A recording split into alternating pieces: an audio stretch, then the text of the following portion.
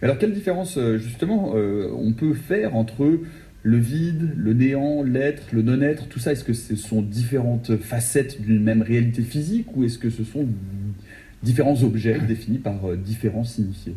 Pour ce qui est du néant, je vais donner ma langue au chat de Schrödinger, si on peut dire, puisque le néant, comme l'ont dit beaucoup d'auteurs, notamment Bergson, c'est une idée qui est destructrice d'elle-même. C'est-à-dire que dès que vous commencez à penser au néant, en fait, vous le figurez. Vous lui attribuez l'air de rien, une dimensionnalité, une substantialité, une matérialité qui en fait quelque chose qu'il ne peut pas être, puisqu'il est le néant. Et donc le néant, c'est une idée qu'on peut penser, mais à condition de ne pas y penser. Donc le vide, c'est autre chose.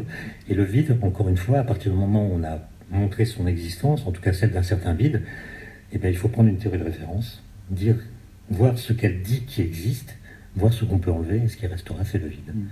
Dans le livre, je cite un travail de Picasso qui m'a beaucoup intéressé. À la fin de l'année 1945, Picasso a peint un taureau plein avec beaucoup de chair, avec une figuration qui est très, très réaliste. Puis une semaine plus tard, il a peint un deuxième taureau avec un peu moins de chair, avec des traits plus épurés, puis etc. Il en a peint au total 12. Et à la fin, il y a un simple dessin avec des traits curvilignes, une petite dizaine de traits.